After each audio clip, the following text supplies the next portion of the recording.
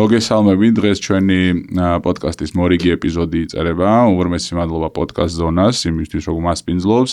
ასევე ძალიან დიდი მადლობა ჩვენი სპონსორს Financial Experts Corporations ჩვენ გვერდში დგომისთვის და მე ხა ნინას ვთხოვრო წარადგინოს ჩვენი ახალი სტუმარი.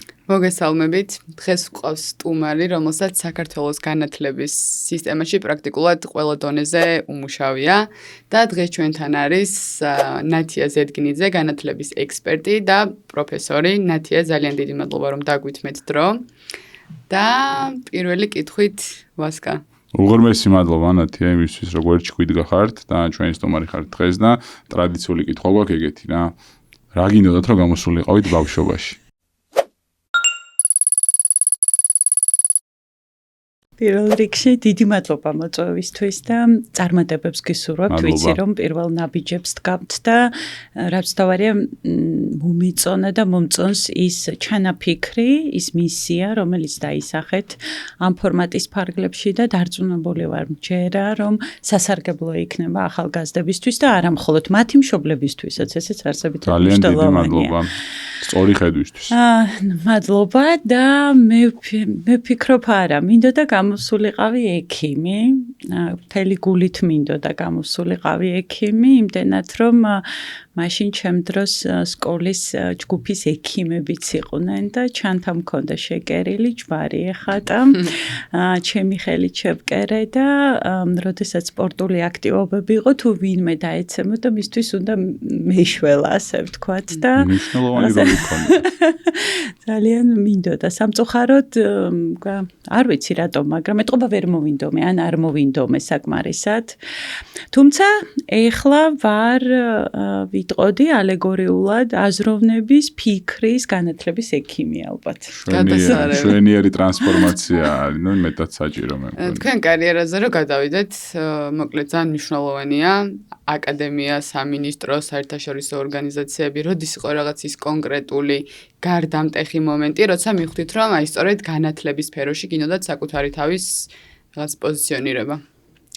ჩემი პირველი სამსახური იყო ერთ-ერთი დიდი ბანკი, არ დავასახელებ სახელს და ძალიან კარგ პოზიციაზეც მუშაობდი, სტრატეგიული ექსპერტი. დაახლოებით 5-6 პირველივე სამსახური ეგეთი ქონდა? დიახ, საინტერესო იყო. როდესაც 6 თვიანი სტაჟირების შემდგომ მაშინდელმა CEO-მ გვკითხა ახალგაზრდა გუნდს, საუბარი 98-99 წელს, სად ისურვებდით გაგრძელებას და სამსახური, რომელიც ავარ იყო სტრატეგიული დაგეგმვის დეპარტამენტი.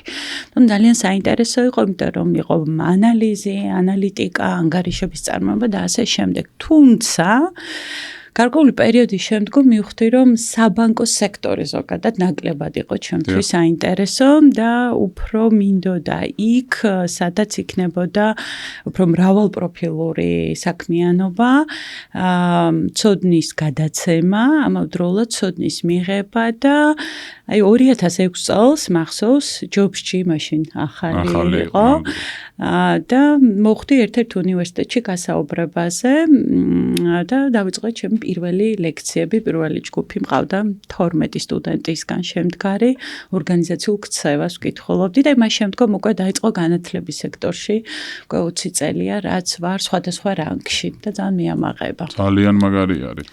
რაზე ესწავლობდით? უნივერსიტეტში.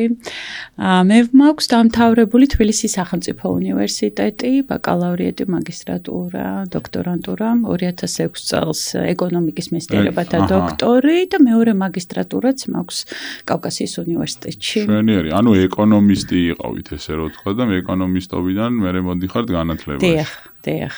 ამიტომ განათლება და ეკონომიკა ნაზავი, ფიქრობ რომ ძალიან საუკეთესო კომბინაცია. მე მგონია თან შორს არ არის ერთმანეთისგან და ძალიან საინტერესოა. რა იყო ყველაზე რთული გადაწყვეტილება, თქვენ ახსენეთ რომ საბანკო სფერო აღარ მინდა, ხო? და რაღაცა სხვა სფეროში გადაწყვიტეთ რომ გადასულიყავით. აი ეგ ალბათ ეგ ბევრი წელი დაგჭირდათ ხო მაგ გადაწყვეტილების მისაღებად.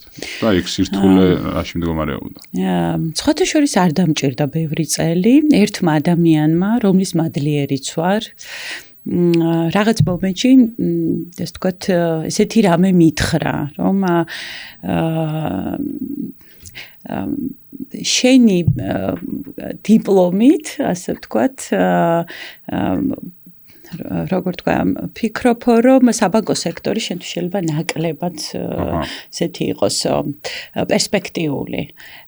ეს ნათქვამი არ იყო რაღაც ესე ცუდად ნათქვამი, არამედ მან ჩემი ტიპაჟიდან გამომდინარე, ასე ვთქვათ, თქვენ პოტენციალს სხვაგან ხედავდა. სხვაგან ხედავდა, კი, სხვაგან და მან მითხრა, რომ შენ არ ხარ ადამიანი, რომელიც ასე ვთქვათ, ციფრებთან მხოლოდ და რაღაც ჩარჩოებში შეიძლება იყო, სხვაგან ხედავდა ყოველ შემთხვევაში. აი სად ეს ნამდვილად არ უთქვამს მას და მე როდესაც დავიწყე ძიება, ესეც არ მოსულა ნამდვილად, რომ აქ ან იქ არა. თუმცა ერთი იყო ნიშანდობლივი, რომ ოჯახში პედაგოგები, ბებია ბაბუა პედაგოგები, ბიცები, პროფესორები და ამიტომ ამან მოახდინა გავლენა. თუმცა განათლების პარალელურად მეორე სექტორი, სადაც ყოველთვის ვიყავი, ეს არის საკონსულტაციო სექტორი, როცა საერთაშორისო ორგანიზაციების სხვადასხვა პროექტებში, როგორც კონსულტანტი, სტრატეგიული დაგეგმვა, სისტემის ანალიზი, აწყობა, აუდიტი, შესაბამისობის, აი ამ სისტემებით ვიყავი დაკავებული. ამიტომ განათლება და პრაქტიკული საქმიანობა რეალური კომპანიების მაგალითებზე, кейსებზე, ეს იყო ეს ორი თანმდევი. ალბათ ყველაზე მნიშვნელოვანი რაღაც არის ეგ თანასწავლა და თან შრომა ისე რომ. და სხვათა შორის იცით პირველი ერთ-ერთი სალექციო კურსი, რომელიც ადრეულ ეტაპზე შემომთავაზეს და ვკითხულობდი, იყო ბიზნესის ადმინისტრირება და მე მახსოვს ერთი სემესტრის შემდგომ უარი ვთქვი ამ კურსზე. და რატომ? მე ვთქვი, რომ მე არ მაქვს ბიზნესი და მე ვფიქრობ, რომ ეს კურსი მე არ უნდა წავიკითხო. და ეს უნდა წაიკითხოს იმ ადამიანმა, ეს ცოდნა უნდა გადასცეს იმ ადამიანმა, ვისაც ამის რეალური გამოცდილება აქვს, როგორც ფლობელს. და შესაბამისად უკვე მე გადავედი იმ კურსების შეთავაზებაზე და ცოდნის გადაცემა გაღრმავებაზე, რომელშიც პრაქტიკული გამოცდილება მქონდა და დროთა განმავლობაში, რა თქმა უნდა, კიდევ უფრო მეტი დამიკროვდა. და სხვა შორის მომწონს ჩემი ეს გადაწყვეტილება. ძალიან კარგი. გადასარევი. კარიერაში ალბათ ყველას აქვს რაღაც მომენტში, რომ საერთოდ არ ნებდება, ან პირიქით მე რაღაც გარდამტეხი მომენტი ხდება ხოლმე. აი ხო არ ქონათ ეგ მომენტი, როდესაც აი ან დანებდით, ან რაღაც დაიღალეთ, იმიტომ რომ ეხლა რასაც ამბობთ, ექიმი გინდოდათ რომ ყოფილიყავით, მე ეკონომიკაზე ჩააბარეთ, საბოლოოდ მე ბანკიდან, მოკლედ ძალიან ისეთი ქაოსი იყო. ეგ მომენტი რომ გაიხსენოთ თუ ქონდათ, ან არ ქონდათ და როგორ გახსენდებათ?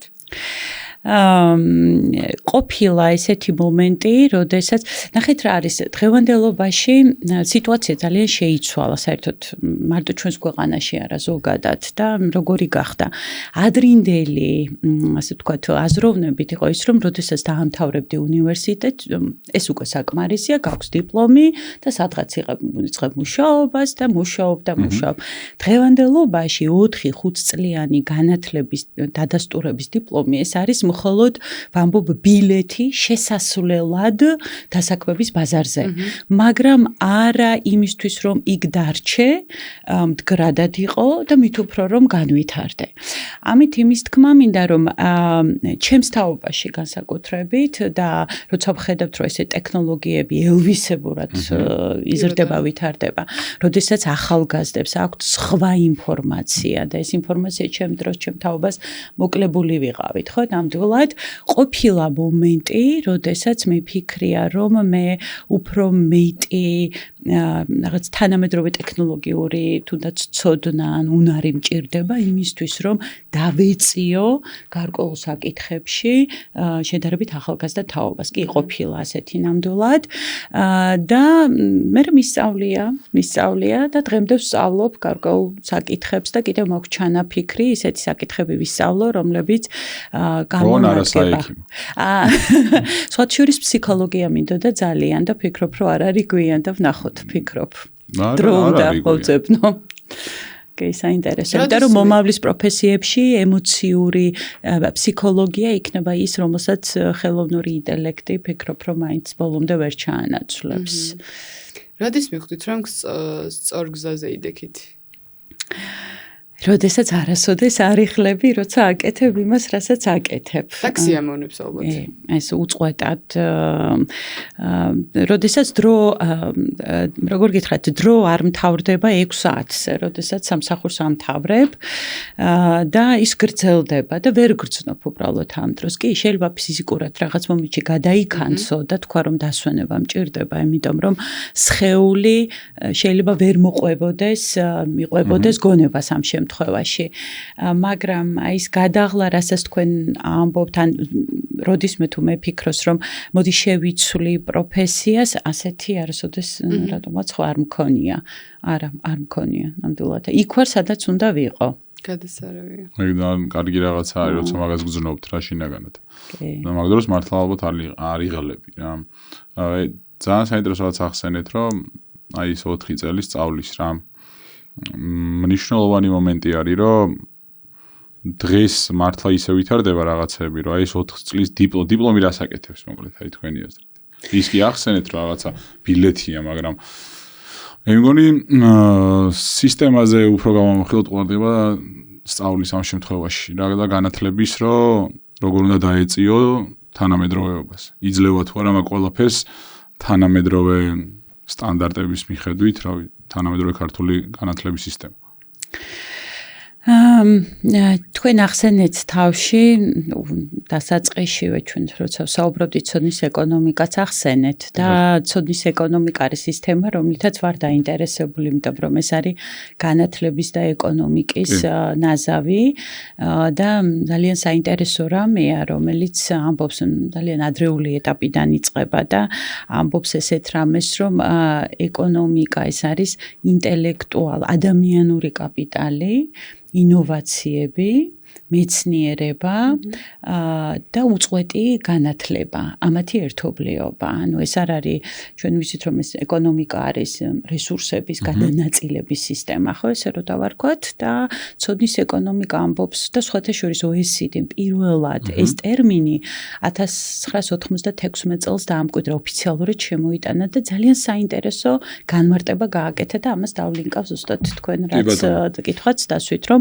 ცოდნის ეკონომიკა ეს არის ადამიანის და ცოდნის და ინფორმაციის შექმნა, განაწილება და გამოყენება.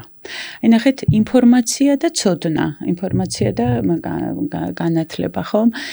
ეს ორი არსებითი და საკმაოდ ისეთი მნიშვნელოვანი რამეა, რაც იმას ნიშნავს, რომ დაუბრუნდეთ თქვენს კითხვას, ჩვენ ხანდახან საზოგადოებაში ხო გონიათ, რომ ასე ვთქვათ, უნივერსიტეტში ჩავაბარე და იქ მივდივარ, ქულა მივიღო, დიპლომი მივიღო, მაშინ როდესაც ყოველთვის ვამბობ ხო, რომ იქ მივდივართ იმისთვის, რომ აზროვნებაში დამეხმარო, ფიქრში დამეხმარო, გადაწყვეტილებებში დამეხმარო და მაღალი ქულა არ ნიშნავს ცოდნას. იმიტომ რომ მის მიღმა არის ისეთი მნიშვნელოვანი კომპეტენციები, განსაკუთრებით ეხლა, როდესაც ასეთი ტექნოლოგიური ერა, ეს არის ემოციური ინტელექტი, ეს არის კომუნიკაციის უნარი, ნეტვორკი, ამისი უნარი, გადაწყვეტილებების მიღების უნარი, ესეც მნიშვნელოვანია, იმიტომ რომ გადაწყვეტილების მიღება პასუხისმგებლობის აღება და ადამიანებს უჭირთ პასუხისმგებლობის აღება, იმიტომ რომ არის შიში არის იმიტომ რომ ალბათ შეიძლება სადღაც საკმარისი ცოდნა არ არის, ან საკმარისი რაღაც ფუნდამენტი არ არის. ვართ ალბათ მიჩვეული რა ჯერჯერობით. არ ვართ. თავისუფლებას რომ რაღაც პასუხისმგებლობები ჩვენი თავი იყოთ, ყოველ შემთხვევაში ჩვენ თავობაზე. ნამდვილად და ხშირად საზოგადოებაში მშობლებს გვინდა შევქნათ ჩვენი ახალგაზრდების მეც თქვენი თქვათ 25-22 წლის შვილების დედა ვარ და მეც მქონია ეს ელემენტები, მოდი ესე ვთქვათ, რომ გვინდა რომ შევქნათ ჩვენი შვილებისთვის ცხოვრების სცენარი. ეს ალბათ ბუნებრივი ინსტინქტია, მით უფრო უფრო ჩვენ საზოგადოებაში, ჩვენი ღირებულებებიდან და თითქოს დაცვას ვცდილობთ. დაცვას, მაშინ როდესაც მთავარი არის შევქნათ გარემო, სადაც ისინი თვითონ შექმნიან აი ამას და ეს ფუნდამენტური განსხვავება. და კიდევ ერთს ვიტყვი, რომ დღეს როდესაც გვაქვს სხვა ინფორმაცია, ახალგაზრდებს ხანდახან გონიათ, რომ სხვა ინფორმაცია ნიშნავს უკვე ცოდნას. და ეს ცოდნა არ არის. ცოდნა ბევრად ფუნდამენტურია და უფრო ღრმა არის და აი აქ ხანდახან ვიკარგებით ხოლმე. ცოდნა პრაქტიკაზე გადის? ცოდნა არ გადის პრაქტიკაზე. ჩემი საყვარელი წიგნი ერთ-ერთი ესეთი დენიელ კანემანის ხოჩურის იყო ლაურეატი ნობელის პრემიის და მას აქვს ძალიან კარგი წიგნი დაწერილი სახელწოდებით Thinking Fast and Slow, იფიქრე სწრაფად და ნელა და ამბობს რომ ესე იგი ადამიანების აზროვნების სისტემა ორი სისტემისგან შედგება. ერთი სისტემა ეს არის სწრაფი და ავტომატური აზროვნება. მაგალითად, რომ დავსვათ კითხვა ორჯერ ორი რამდენი, ჩვენ ავტომატურად ვამბობთ რომ 4 ან ავტომობილს როცა ვმართავთ, ვიცით ხარ ფიქრობთ და პარალელურად სხვა ფიქრებში ვართ. ანუ ეს არის გაუცნობიერებელი, ინსტინქტური, სწრაფი, ავტომატური, იმიტომ რომ მიჩვეული ვართ, ვიცით და ასე შემდეგ. აი მეორე სისტემა ეს არის ღრმა ფიქრის სისტემა. როდესაც დავსვათ კითხვა, არ ვიცი, 17-24 რამდენია, ჩვენ ვიწყებთ ფიქრს, ხო ესეა. ან რა ვიცი, როგორ დავგეგმოთ მოგზაურობა სადღაც, ხო, ასე ვიწყებთ, როგორ დავწეროთ საგამოცდო რეფერატი, ასევე ფიქრობთ. აი ეს ღრმა ფიქრი მეორე სისტემა ხშირად პირველს ეყრდნობა და მას და გგონია რომ ჩვენ ცხოვრობთ მეორე ფიქრის მეორე სისტემით. სინამდვილეში როგორც ადგენს ადამიანები უფრო ხშირ შემთხვევაში მაინც ფიქრის პირველი სისტემით, ანუ ავტომატიზმით, ინტუიციაზე დაყრდნობით იღებენ გადაწყვეტილებებს. და ამით იმის თქმა მინდა რომ იგივე პროფესიებთან მიმართებით მნიშვნელოვანი არის არა ესე ვთქვათ ზედაპირული უფრო ინტუიციაზე და თითქოს პირველად დაკვირვებაზე გადაწყვეტილების მიღება, რომ მოდი ყველა ბიზნეს ადმინისტრირებაზე ჩავაბაროთ, ან მოდი ყველა ექიმი ვიყოთ, ან მოდი ყველა იურისტი ვიყოთ, არამედ აი რაღაცა უფრო შორეული, უფრო ღრმა შენ რა გამოგდის კარგად. მაშინ რჩევაც მოაყოლეთ ახალგაზრდებისთვის როგორ უნდა გააკეთონ ეგ. ეს არის ურთულესი ნამდვილად. აი მიახლოებით შედარებით სწორი გზისკენ რომ წავიდნენ, სადაც 18-16 წლიდან უკვე ალბათ იწყებენ მაგაზე ფიქრს, ხო, რა პროფესია უნდა ავირჩიოთ. ძალიან კარგი რაღაც ახსენეთ ეხლა თქვენ რა. როგორ ქნან თანამედროვე საქართველოში 16 წლიდან მოყოლებული ახალგაზრდებმა რითი შეიქმნან, ან სად ეძებონ, ან როგორ გაარკვიონ, რომ სად ურჩევნიათ თავისი კარიერის აწყობა, ან სად ურჩევნიათ ჩაბარება, ან ასე შემდეგ. რამე ტექნიკა თუ იცით ესეთი? ტექნიკა ბევრია, ერთ-ერთი ესეთი მეს ტექნიკა მომწონს სამ კითხვაზე პასუხი. რისი გეთება გიყვარს? მეორე, რა გამოგდის ყველაზე კარგად?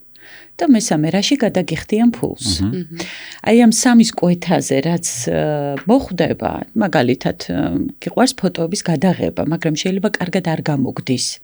მაგრამ გადახდის უნარიანი პროფესია, ხო? შესაბამისად შეგიძლია ისწავლო და no problem with it. და შესაბამისად ამ მიმართულებით წახვიდე. ვენის დიაგრამის პრინციპით არის. მაგრამ შესაძლებელია რაღაც კარგად გამოგდის ერთჯერადად. იღებ კარგ ფოტოებს, მაგრამ ეს შენთვის არ არის სიამოვნების მომნიჭებელი. ეს არის რაღაც ერთჯერადი დაბადების დღეზე წახვედი, ფოტო გადაიღე. და შეიძლება ერთხელ თანხაც გადაგიხადონ ამაზე. თუმცა აი ამ მოცემულობით დიდი ხანი ვერ იქნება, იმიტომ რომ აი თქვენ როგორც ახსენეთ, თავში ახლა სიამოვნებას და ბედნიერებაზე პროფესიასთან მართებით თუ ვისაუბრებთ, ეს არ იყოს ბედნიერების მომნიჭებელი. ეს და მეორე, რომელსაც ყოველთვის ვამბობ, ეს არის ბევრი უნდა ცადო. ბევრი შეცდომაც უნდა დაუშვა ძიებაში. სჯობს 20 წლის ასაკში, 19 წლის ასაკში ბევრი შეცდომა სწავლების გზით, იმიტომ რომ 35-40 წლის ასაკში უკვე ეს ძვირი გიჯდება ეს შეცდომები და ამიტომ ვფიქრობ, აი აქ წერია გაბედე, ხო? აი ეს უნდა გაბედო. უნდა გაბედო აუცილებლად. რაღაცა შეცდომები უნდა დაუშვა. ქართულ განათლების სისტემას რო შევეხოთ, როდესაც უკვე სისტემურ რეფორმებზე მუშაობდით, რა დაგხვდათ ყველაზე მეტად გაუმართავი ქართულ განათლების სისტემაში? ქართული განათლების სისტემა მოდი დავიწყოთ თავისი განვითარება დაიწყო უკვე 20 წელია ამ ეტაპზე არის ჩვენ როდესაც ბოლონის პროცესს შევერთდით 2005 წლიდან და საკმაოდ მსხვილი რეფორმები გარკვეულ ეტაპებზე საკმაოდ მსხვილი რეფორმები გატარდა და ეხლაც ვიცით რომ არის რეფორმების ფაზა მოდით ასე ვიტყვი რომ ჩვენ ხა პოლიტიკური თოქ-შოუ არ გვაქვს ან რაღაც ისეთი პოლიტიკის ანალიზი ხო და ესე პოლიტიკური და ვიტყვი ესე რომ განათლების სისტემა სჭირდებოდა და მომავალში დაჭირდება ყოველთვის ესეთ უწყვეტი განვითარება ეს ერთი ყველა დარგში ყველა მიმართულებით თუმცა თუ ცოდნის ეკონომიკასთან და დავლინკავთ როგორ დავაკავშირებთ აქ ვიტყვი რომ ჩვენთან განათლების სისტემაში კარგად არის განვითარებული ნამდვილად ცოდნის გადაცემა. ანუ აი უნივერსიტეტში სწავლის პროცესი. მაგრამ ახალი ცოდნის შექმნა მეცნიერება. ფიქრობ რომ თანაბრძოლოვანი არ არის, იგივე სიძლიერის არ არის, როგორც ცოდნის გადაცემის, ასე ვთქვათ, პრაქტიკები. ანუ მეცნიერება, ინოვაციები, ტექნოლოგიური განვითარება, აი შექმნა ახალი ცოდნის, ხო, რომელიც მეცნიერებას და ინოვაციებს და კვლევებს უკავშირდება. აი ფიქრობ რომ ამ მიმართულებით საკმაოდ ბევრია გასაკეთებელი ჯერ კიდევ, კი, ნამდვილად. იმიტომ რომ სხვანაირად არ გამოვა დარჩება უბრალოდ ცოდნის გაცემა და ცოდნის ეკონომიკის ერთ-ერთი კრიტერიუმი, რომლითაც ვზომავთ, არის სწორედ ეფექტური ინოვაციური სისტემა და ინოვაციებს ვერ შექმნი სიახლე, ხო, პროგრესი ვერ გექნება თუ არ გაქვს ფუნდამენტური კვლევები და იგივე გამოყენებითი კვლევების კომერციალიზაცია, რაღაც გამოვიგონე და ეს გახდა კომერციული. გავუშვი ბაზარზე. ხო, იმიტომ რომ არის რაღაც ტიპის კვლევები, რომლებსაც წლები ჭირდება იმისთვის, რომ რაღაც შედეგამდე მიხვიდეს, მაგრამ კომერციალიზაცია ასევე მისი ერთ-ერთი თანდევი ელემენტია. ეს კითხვა არ ქონდა ეხლა ჩამოწერილი, მაგრამ მე ჩემი აზრი მაქვს მაგასთან დაკავშირებით, რაც სტუდენტებთან მისაუბრე ამასთან დაკავშირებით, თქვენი აზრი მაინტერესებს მოკლედ რა. მე ვთვლი, რომ როდესაც სკოლას ამთავრებენ, ეგრევე უნივერსიტეტში არ უნდა აბარებდნენ. მე ვფიქრობ ეს, რამდენად მეთანხმებით ან არ მეთანხმებით, ან თქვენი აზრი მაგასთან დაკავშირებით. მე გეთანხმებით, თუმცა ამ რეცეპტს, მოდი ესე დავარქვე, ყველაზე ვერ განვავრცობთ. მე თვითონ როგორც მშობელი, ორი შვილის დედა, როდესაც უფროსმაც დაამთავრა და უმცროსმაც, უფროსის შემთხვევაში ძალიან ცხადი იყო, რომ ის დავუშვათ გააგრძელებდა თავის სწავლას, განათლებას, როგორც გააგრძელებდა, იმიტომ რომ მქონდა გარკვეული სურათი უკვე და საკმაოდ ცხადად იყო. მეორე შემთხვევაში ესე არ იყო და სხვა შორის ახლა ხანმასთან საუბარი რომ მქონდა, მან თქვა რომ ჯერ კიდევ ვერ მიხვდა სად არის და რა უნდა და ძიების ეტაპზეა და უთხარი რომ არ უნდა დაისტრესო და უნდა იყო ძიებაში და ამას აუცილებლად მიაგნებ. უბრალოდ ბევრი სხვადასხვა რამ უნდა აკეთოს, სცადო იმისთვის რომ მიხვდე და მიაგნო სად მიდიხარ და ტრაგედია არ არის თუ ჯერ არ იცი. ტრაგედია ფიქრობ ის არის, როდესაც 40 წლის ხარ და დღემდე არ იცი სად ხარ, რატომ ხარ, ისთვის ხარ, ანაკეთებ იმას, რაც გულით ნამდვილად არ გინდა. ამიტომ კი, ნამდვილად გეთანხმები, რომ როდესაც არ იციან, ან შეიძლება იცოდეს, მაგრამ აიღოს პაუზა, gap years როგორც ეძახიან. მე სულ იმას ვეუბნები ხოლმე, აი თქვენთვისაც, მაგრამ რაღაც ჩემმა ხმაში არის, რომ თან როგორ არის გამოცდებს ამთავრებ, თქვენ ნახევარი გაქვს არ დადეგები და ეგრევე. ანუ სკოლის მერხიდან ახალ მერხზე გადადიხარ და რაღაცა, ანუ იმის წყვეტა რომ მე რაღაც დავამთავრე ეტაპი და ახალ ეტაპზე ვარ, ალბათ გააზრება არ ხდება უკვე მეორე მესამე კურსზე, მე რო სტუდენტი ხარ და მე მაგაზე დაყრდნობ, აზრზე დაყრდნობით ვამბობ, რომ ცოტა აი გაჩერდი რაღაც ერთი წელი მოისუნთქე და იმოგზაურე, სადღაც ადი ან იმუშავე, ხო, კი ბატონო, რაღაც ჰობი განავითარე და მე მიიღე უფრო შედარებით გააზრებული გადაწყვეტილება. კი. თქვენი აზრით დღევანდელი უნივერსიტეტები უფრო დიპლომებს ქმნიან თუ ნამდვილ პროფესიონალებს? არა. კარგი კითხვა. მაგრამ პასუხიც მაქვს, რა თქმა უნდა. ნახეთ, ჩვენ ბოლონის პროცესის მონაწილე მხარე ვართ, ერთ-ერთი. ჩვენ ბევრი ქვეყანა. კი, ნამდვილად ეს ნიშნავს, რომ ჩვენ გვაქვს ხარისხის ევროპული სტანდარტები. ფაქტი ეს მოცემულობა. ამიტომ ნებისმიერი პროგრამა თქვენ რომელსაც ხედავთ ბაზარზე, აკრედიტაციის გარეშე ამ ხარისხის ამ ნიშნის გარეშე ფიზიკურად ვერ დაიწყებს ოპერაცია. განსაწინააღმდეგო არის.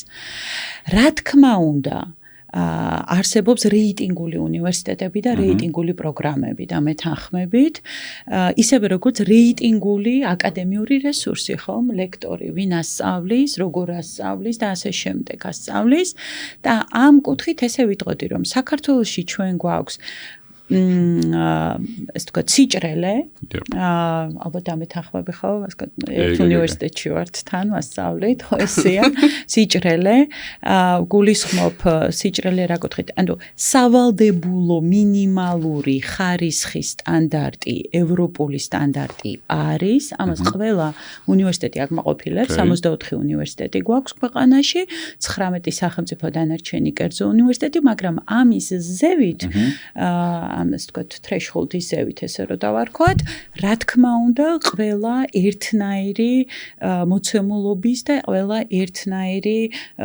რანგში ვერ გავიყვანთ. არიან, მოდი აქ კიდევ კითხვა არის, როგორ გავზომოთ, რომელია ყველაზე კარგი უნივერსიტეტი, ხო? ერთ-ერთი ეს არის, რა თქმა უნდა, დასაქმების მაჩვენებელი, ეს არის უმნიშვნელოვანესი და თვითონ ბაზარი ამბობს, რომ მე ამ უნივერსიტეტის დიპლომი მჭირდება. სხვათა შორის მე მინდა ვთქვა, რომ აი ჩემ დროს, რახან ჩემს ადრინდელ სამუშაო გამოცდილებასაც შეეხეთ, იმ უნივერსიტეტში, სადაც გადავწყვიტე, რომ მეორე მაგისტრატურაზე მესწავლა, გამოწვეული იყო რითი. ერთ-ერთმა მეგობარმა, რომელიც საერთაშორისო დონორ ორგანიზაციაში მუშაობდა, თქვა ესეთი რამ, რომ ჩვენთანო სივები რო შემოდისო, ყველა სივსო ფაქტობრივ არც ვუყურებთ, მხოლოდ ორი უნივერსიტეტის კურს დამთავრებულთა სივებს ვიტოვოთ. მე ვამბობ, ხა 2002-2003 წლებზე მაქვს საუბარი და დაასახელა ორი უნივერსიტეტი, რომელთა სივებს განიხილავდნენ მხოლოდ და მხოლოდ. და ამან ძალიან დამაფიქრა სიმართლე გითხრათ და მივხვდი, რომ გარკვეულწილად კონკურენტუნარიანი რო ყოფილიყავი და არა მხოლოდ რა თქმა უნდა კონკრეტული უნივერსიტეტის ხარისხი. ასე შემდეგ და დამჭირდა და დამაინტერესა, იმიტომ რომ ინგლისურ ენაზე სწავლება მაშინ არ იყო ეს ფუფუნება, ფაქტობრივად არსად არ იყო. აქედან გამომდინარე პასუხი ესეთია, რომ ყოველს თავისი რეიტინგი აქვს. სავალდებულო მინიმალური ხარისხის სტანდარტი ყველგან დაცულია. მე უკვე დანარჩენი ადამიანური კაპიტალია. სწავლა თუ გინდა ისწავლი, მაგის თქმა გვინდა მოკლედ რო შევაჭამოთ. ამის იმ წამს, ვასკამ წამს ნამდვილად. ანუ ინდივიდისაც წამს თვითონ სტუდენტის, რომელიც მონდომებულია. კი. თან აკრედიტებულ უნივერსიტეტს აქვს ის მატერიალური ბაზა მინიმუმი, სადაც შეიძლება ბიბლიოთეკა იქნება თუ სხვა ტექნიკური რაღაცები, რაც უნდა დააკმაყოფილოს. სხვა შემთხვევაში ის უბრალოდ ვერ იქნება უფლებამოსილი, ანუ უფლება არ აქვს, რომ ოპერირება გააკეთოს საქართველოში. ამიტომ ერთი კითხვით გადმოვა, თქვენი საუბრიდან გამომდინარე რა, სწავლის და განათლების სისტემა. ხდება თუ არა რაღაც დონეზე?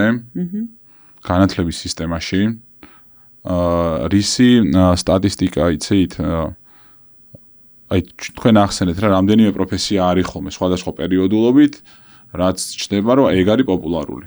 ნუ გამომდინარე იქედან, რომ თითქოს დასაქმება და ასე შემდეგ. რამდენად ხდება იმის დაკვირვება, რომ საჭიროა თუ არა რეალურად ამდენი კონკრეტულად ერთი პროფესიის ერთ პროფესიაზე მსწავლები ამდენი სტუდენტი, რომელიც რეალურად უნდა გამოვიდეს იმ პროფესიით უნდა გამოვიყვანოთ, ხო? ის იქნება ბიზნეს ადმინისტრატორი, ეკონომისტი, არქიტექტორი თუ რა იქნება, ხო? მაგრამ სადმე ამის სტატისტიკა არის, რომ კონკრეტულ წლების ჭრილში ან რაღაცით ან წელს ზოგადად ქვეყანას ჭირდება ამდენი არქიტექტორი? ან წელს ქვეყანას ჭირდება ამდენი მათემატიკოსი? ან რეალურად სად გვაგარღვევა რა? აღარ უყავს ფიზიკოსები თუ აღარ უყავს გეოლოგები. და აი რამენერად ამის დამენეჯმენტება თუ ხდება ან ამ სტატისტიკის წარმოება რა, ეს ძალიან მნიშვნელოვანი მგონია მე. ნამდვილად. ამ კითხვას აქვს ორი პასუხი, ორი წყარო. ერთი ეს არის, ნახეთ რა, ნებისმიერი უნივერსიტეტი, უმაღლესი საგანმანათლებლო დაწესებულება საქართველოში ვალდებულია გაიაროს ეგრეთ წოდებული ავტორიზაცია, ანუ მიიღოს ნებართვა, რომ გააკეთოს ოპერირება ბაზარზე როგორც იურიდიულმა სუბიექტმა. ამ ავტორიზაციაში არსებობს ერთ-ერთი სტანდარტი აკრედიტაციაში, პროგრამულ აკრედიტაციაშიც ეს არის შრომის ბაზრის კვლევა, პროგრამულ აკრედიტაციაში. რა არის შრომის ბაზრის კვლევა, რომ კონკრეტულ პროგრამასთან დაკავშირებით, აი მაგალითად ვფიქრობ არქიტექტურა ახსენეთ, ხო? და ვამბობ, რომ აი მე მინდა არქიტექტურის პროგრამა შევქმნა, მაქვს შექმნილი და სტუდენტები მივიღო. შენ როგორც უნივერსიტეტმა უნდა შეისწავლო ბაზარი, უნდა გამოკითხო დასაქმებული პოტენციური დამსაქმებლები და უნდა დაასაბუთო, რომ სჭირდებათ, შეიძლება რამდენი სჭირდება, როგორი კომპეტენციის სჭირდება და ასე შემდეგ. ანუ ასე უნდა დაამტკიცო, რომ დანაკლისი რო არის, იმიტომ რომ სხვებსაც ხო აქვთ იგივე თქვა დაიშენს რო. რა თქმა უნდა, განათლების სექტორში ასევე შენ გარკვეული მოკვლევაც უნდა გააკეთო რეალურად, შენდაგვარი პროგრამები შეიძლება ვიღაცებს აქვთ და ანუ როგორი მდგომარეობა ამ კუთხით მიწოდება მოთხოვნის კუთხით. რა თქმა უნდა, ახლა უნივერსიტეტი ვერ ჩაატარებს ისეთ კვლევას, რაც შეიძლება არ ვიცი რაღაცა სახელმწიფო ინსტიტუციამ დაუშვათ ეკონომიკის სამინისტრომ რაც შეიძლება ჩაატაროს, იმიტომ რომ ამისი რესურსები ფიზიკურად ვერ ეყოფა და ძალიან გონივრულიც არის, მაგრამ თავისი პროგრამასთან დაკავშირებით რა სურს დამსაქმებელს, რამდენი სურს, ვის სურს და ვინ უნივერსიტეტები არიან კიდევ ჩემდაგვარი ბაზარზე ვისაც ეს ამისი დადგენა სავსებით შესაძლებელია. ეს არის პროგრამული აკრედიტაციის სავალდებულო ერთ-ერთი პირობა, მაგრამ არა ერთადერთი. ეს არის ერთი პასუხი. მეორე პასუხი არის, რა თქმა უნდა, ეს არის იგივე დიდი კვლევითი ორგანიზაციებიც არსებობს, ხო, საქართველოში think tank-ები, რომლებიც აკეთებენ ესეთ კვლევას შრომის ბაზრის და არა მხოლოდ კვლევას და კონკრეტულად თან განათლების სექტორში. ესეთი თავისუფალი მოთამაშენი, მოდი ესე ვთქვათ, რომელიც ეკონომიკურ ჭრილში სხვადასხვა მარტო განათლება არა, ჯანდაცვის სექტორიდან კვლევებს აკეთებენ და მესამე მონაწილე ამ შემთხვევაში ეს არის თავისთავად სახელმწიფო, ხომ? იგივე ეკონომიკის სამინისტრო, იგივე საქსტატი, რომელიც პერიოდულ პუბლიკაციებს აკეთებს და აკეთებს გარკვეულ ანალიზებს. რა თქმა უნდა, სახელმწიფოში ასევე განათლების სამინისტროც იგულისხმება, იმიტომ რომ მისი თანამონაწილეობის გარეშე, რა თქმა უნდა, ესეც ვერ მოხდება. ამიტომ, ხო, ეგ სამი ისე ვთქვათ, სამი მონაწილე ანუ ხდება ეგ.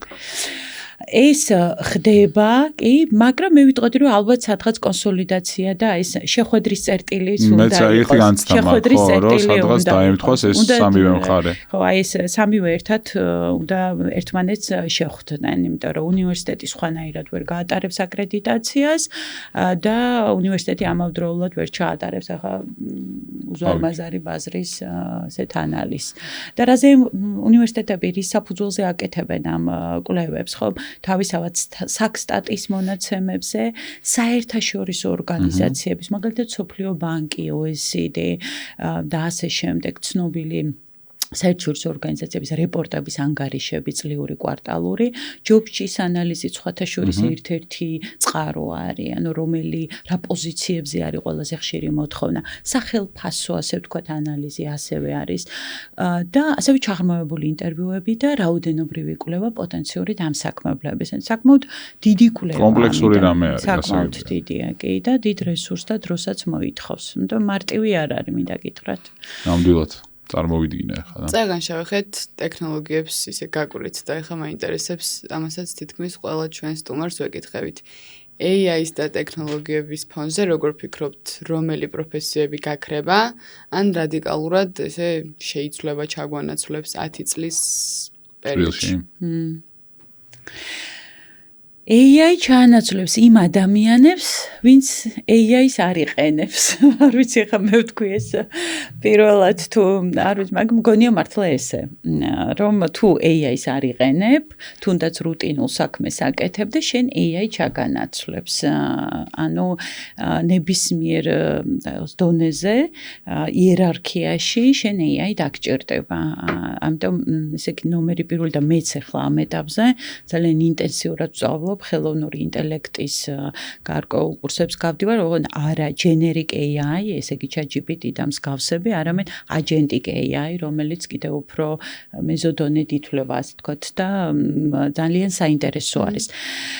რუტინულ საქმეებს ჩაანაცვლებს, რუტინულ სამუშაოს, შეიძლება იყოს მაგალითად ბუღალტერია, შეიძლება იყოს რაღაც საქმის წარმოების რაღაც ელემენტები, შეიძლება იყოს frontline ოპერატორები, chatbox-ებზე აღარ ვსაუბრობ ამ შემთხვევაში, ადმინისტრაციული საქმე, ანუ ანალიტიკა თავისთავად და ესეთი მსგავსი, მაგრამ რასაც ვერასოდეს ვერ ჩაანაცვლებს, ყოველ შემთხვევაში ეხლა ესე ვფიქრობთ, ესეთია ტენდენცია, ეს არის გადაწყვეტილების მიღება, ეს არის ადამიანის ფსიქოლოგია, ემოციური ინტელექტზე მუშაობასთან დაკავშირებული საქმიანობები, ლიდერშიპი თავისთავად და ის, რაც ადამიანების ქცევას, ფიქრს, გონებას უკავშირდება.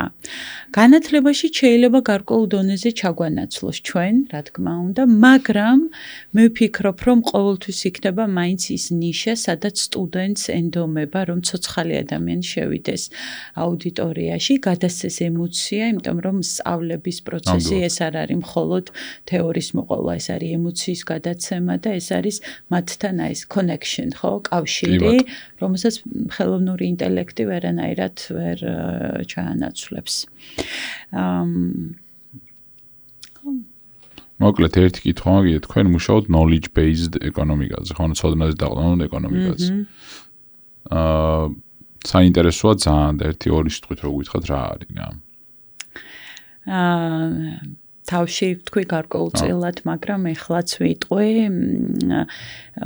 სხვა შორის 2000 წელს ევროკავშირმა თავის სტრატეგიაში, ლისაბონის სტრატეგიაში დაწერა ესეთი რამ, რომ მისი ეკონომიკა უნდა იყოს ცოდნაზე დაფუძნებული ეკონომიკა, რაც იმას ნიშნავს, რომ კონკურენტუნარიანობა იმით კი არ იქნება რესურსები, რამდენად ეფექტურად არის განაწილებული, არამედ განათლებული, კვალიფიციური, ინტელექტუალური რესურსი, ეს ერთი, ანუ ადამიანები, მეორე ეს არის ინოვაცია და მესამე ეს არის მეცნიერება.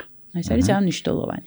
და ოფიციალური ჩანაწერი ეს არის ადამიანის და ბოდიში ცოდნისა და სულ ადამიანის ცოდნა ვაიგივებ ხოლმე ერთმანეთში, იმიტომ რომ ეს არის ერთია ჩემთვის, მაგრამ ოფიციალური ჩანაწერი ეს არის ცოდნა და ინფორმაციის შექმნა, გავრცელება და მოხმარება. ნახეთ, ცოდნა და ინფორმაცია. ანუ ერთია გავცოდნა, მეორე ფლობ ინფორმაციას და ეს ცოდნა არის საკმაოდ ფართო. ტექნოლოგიების ცოდნაა, ხო? რაღაც ფუნდამენტური, გარკვეული თეორიების ცოდნა და ინფორმაცია. ყველაფერს უკავშირდება ინფორმაციათან ძალიან სწრაფი და ცვალებადია, ხო, დღევანდელობაში. მათი შექმნა, გადაცემა და გამოყენება. ცოდნის ეკონომიკა რომ ააშენო, წლები გჭირდება, იმიტომ რომ მას ჭირდება თაობა, ახალგაზრდები, ამ შემთხვევაში ახალი სამუშაო ძალა, რომელიც ფლობს ამ ცოდნას. ოღონდ ეს ცოდნა 5 წელიწადში ან 4 წელიწადში დიპლომი ავიღე და დამთავრდა, არა, ესე არ არის, ეს არის მუდმივად გრძელდება, მუდმივად განახლებადი, მუდმივად. თან უფრო მეცაც ვიტყვი, არა მხოლოდ განახლებადი, არამედ შეიძლება პროფესიად შეიცვალო. დღეს ხარ A პროფესიის, ხვალ გახდე უკვე B პროფესიის, იმდენად, ასე ვთქვათ, დინამიურია და ამ შემთხვევაში თუ საქართველოს თუ შევეხებით, ახლა ცოდნის ეკონომიკაში 4 ინდიკატორით გავიზომებით, მარტო ჩვენ არა, ნებისმიერი ქვეყანა, ეს არის კვალიფიციური ადამიანური რესურსი, თქვენი სახით, ახალგაზრდებო და შრომითი რესურსი და თქვენი მოქნილობა და ადაპტირებადობა, რამდენად შეგიძლიათ მოქნილად მულტიკულტურულ, აი მრავალკულტურულ გარემოში იყოთ მოქნილი, ადვილად შეეწყოთ, ადვილად ადაპტირდეთ, ადვილად დაუღოთ ალღო და ის ცოდნა რაც გაქვთ გამოიყენოთ პრაქტიკაში ეს ერთი. მეორე ეს არის ინოვაციები. მაგალითად, იქნებ პატენტებიც რაოდენობაც ხო ქვეყნის ერთ-ერთი გამზომი არის. რას ქმნი რეალურად? რას ქმნი, კი ბატონო. ასევე ეს არის ხელშეწყობა სახელმწიფო და ინსტიტუტების მხრიდან კვლევითი საქმიანობების. ანუ მე უნდა მქონდეს ხელშეწყობა თქვენც რომ კვლევითი საქმიანობა ცდები ჩაატარო, კვლევა რაღაც სიახლე, რაღაც დატესტო, ხომ? რაღაც შენი იდეის გენერირება მოახდინო, თუნდაც სიმულაციური რაღაც სოფტის საფუძველზე, ხო? ესეც ძალიან მნიშვნელოვანია. მოკლედ ძალიან კომპლექსური თემაა და ეს ცალკე პოდკასტის თემაა მე მგონი. ამას თაობები სჭირდება, წლები სჭირდება და საქართველოში დაწყებული არის ეს იგივე ინოვაციების თემა, საკითხი, ხომ? ვიცი და ყველა უნივერსიტეტში ვიცით, სტარტაპები, აქსელერაციის ცენტრებია, კვლევითი მიმართულებები, ყველაფერი ამას ემსახურება. მე მგონი ბევრი ვისაუბრეთ. არა. ეხლა გადავიდეთ ხო თამაშის ნაწილზე, ერთი პატარა ესე თამაში გვაქვს, ორ ვარიანტს გეტყვით და თქვენ უნდა არჩიოთ ერთი. აჰა. კაი, დავიწყოთ. ონლაინ სწავლება თუ აუდიტორია? აუდიტორია. დისციპლინა თუ თავისუფლება? თავისუფლება. მართლა? კი. მაგრამ თავისუფლება ძალიან ისეთი ცნება ყველა თავისებურად აღიქვავს ამ თავისუფლებას, ხო? დისციპლინირებული თავისუფლება. ნახეთ თუ მაქვს თავისუფლება, ამ თავისუფლებაში მე მაქვს არჩევანი, რომ ჩემი დისციპლინა მე თვითონ შევქმნა, ამიტომ ასე ვიტყოდი, რომ ჩემი თავისუფლების ფარგლებში მე თვითონ ვირჩევ ჩემ დისციპლინას. ესე რა დღეში ვარ ხედავთ. ახალგაზრდები. კი ბატონო. შემდეგი. მე ბოდიში კაცრი მასწავლებელი თუ მეგობრული მასწავლებელი თუ გნათ ლექტორი ავიღოთ? მეგობრული, მხოლოდ და მხოლოდ მეგობრული, მხოლოდ. თეორია თუ პრაქტიკა? ორივე ერთად არ შეიძლება თეორია და პრაქტიკა მხოლოდ ერთად. შეფასებები თუ უნარები? უნარები. AI განათლებაში შესაძლებლობა თუ საფრთხე? შესაძლებლობა უდიდესი. და ბოლო კითხვა, განათლების სისტემაში ერთი რამის შეცვლა რომ შეგეძლოთ, დღესვე რას შეცვლიდით? ძალიან საინტერესოა. მეცნიერების მიმართულებით ბევრს ვიმუშავებდი. სამეცნიერო კვლევითი მიმართულებით, ამ მიმართულება, ინოვაციები და ტექნოლოგიები და კომერციალიზაცია, აი ამ მიმართულებით ბევრს ვიმუშავებდი. სახელმწიფოებრივად მისი უფრო გაძლიერება. მე ვთვლი რომ ძალიან სწორი ამბავი არის ეგ რამ. იმიტომ რომ მართლა საჭირო არის. რეალურად კვლევებზე ნახეთ, საქართველო ვარ ძალიან პატარა ქვეყანა, თან გვაქვს ურთულესი გეოგრაფიული, აიც მდგომარეობა, გეოპოლიტიკური და ასე შემდეგ. ადამიანური რესურსი მგონია, რომ ეს ინტელექტუალური რესურსი, ქართველები ნიჭიერები ვართ. ეს არის ის მარგალიტი, საუკეთესო საბადო, რომლითაც ჩვენ შეგვიძლია ვიყოთ კონკურენტუნარიანები. ამიტომ აი ცოდნის ეკონომიკის მამოძრავებელი ვიყოთ ისევ ადამიანები და ვართ. რჩევების ნაწილზე გადავალ. ვისაც სურს განათლების სექტორში მოღვაწეობა, რას ეტყოდით? თუ გინდა რომ იყო კარგი ლექტორი, თუ ასე ვთქვათ აკადემიური კუთხით ყვებით, მე ვფიქრობ რომ ცოდნის გადაცემას თან უნდა მიაყოლო, ასე ვთქვათ, თან უნდა სდებდეს შენი სამუშაო გამოცდილებაც. ნუ მხოლოდ თეორეტიკოსობით კარგი ლექტორი ვერ იქნები. ანუ რასაც ასწავლი, მისი უნდა გჯერო და ის პრაქტიკაში უნდა კონდეს გაკეთებული. ამის მწამს. მხოლოდ ამ შემთხვევაში იქნები, ვფიქრობ, საინტერესო ლექტორი. იმიტომ რომ სხვა შემთხვევაში სტუდენტის გადასარევად საიკითხავს დარწმუნებული ვარ და შეიძლება შენზე უკეთესათაც კი მოყვეს გარკვეული მასალა. კი, მაგრამ თუ პრაქტიკულ გამოცდილებას მიაყოლებ, რაც გიკეთებ, ვფიქრობ, რომ ესეთი კონკურენტუნარიანი იქნები. მიდი, და თავარი კითხვა გვაქვს, ბოლოს ესე ვამთავრებთ. აი ამ პოდკასტის მერე ვიღაც დაფიქრდა, რომ განათლების სისტემაში უნდა კარიერის აწყობა. იქნება ეს ლექტორი თუ იმუშაოს სამინისტროს მიმართულებით, იგივე რეფორმებზე თუ კვლევებზე. რაც ყველაფერი გიკეთებიათ. შევაშინოთ ეგეთი ადამიანი ხა და უთხრათ ყველაზე ისეთი მხარე, რის გამოც შეიძლება გადაიფიქროს. იმიტომ რომ ეხა უნდა მიიღოს ეგ გადაწყვეტილება. და თუ ეხა არ შევაშინეთ, მერე რომ მიხვდება ძალიან ცუდი იქნება და თუ აუდიტორიაში სტუდენტი არასოდეს არ გინახავს, თუ აუდიტორიაში სტუდენტის კრიტიკა არ მოგისმენია, თუ აუდიტორიაში სტუდენტის ეჭვნარევი გამოხედვა არ დაგიჭერია, თუ აუდიტორიაში ან აუდიტორიის მიღმა სტუდენტის follow-up შეფასება არ გაგიაზრებია და თუ სტუდენტი არ გიგრძნია, მაშინ შობს განათლებაში არ იყო.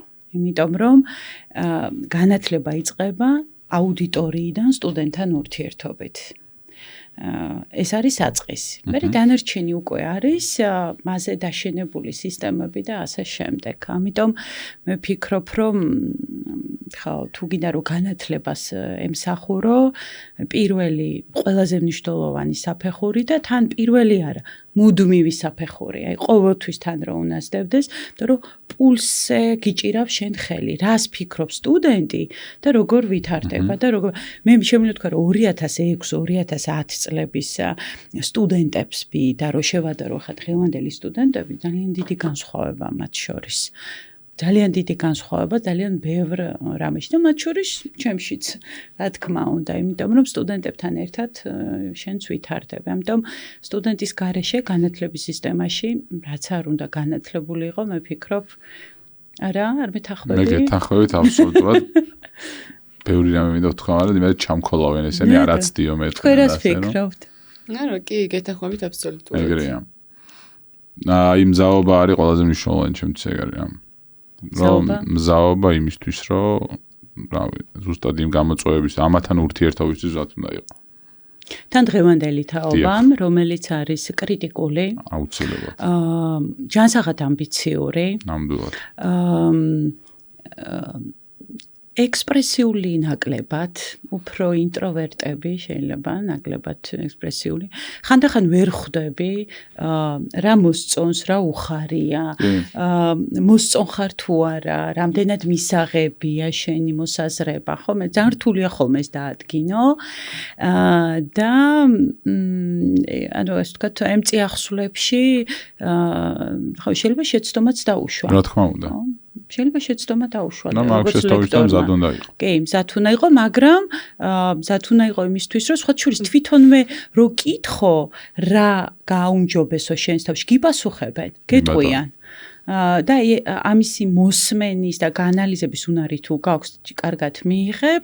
მე ხომ აქ. არა, მართლა, ხო, რა ვიცი. მე მგონი ესე, ძალიან მნიშვნელოვანი. მეგონი ძალიან დიდი მადლობა, ძალიან საინტერესო ეპიზოდი გამოგვივიდა რა და კიდევ და კიდევ ერთხელ წარმატებებს გისურვებთ. დიდი მადლობა დროის დათმობისთვის. მადლობა თქვენ. მადლობა პოდკასტ ზონას იმისთვის, რომ გვეხმარება ჩაწერაში ჩვენი ეპიზოდების და უღრმესი მადლობა Financial Experts Corporation იმისთვის, რომ გვერდში გვიდგას. ეს workshop-ია, გვიყურეთ.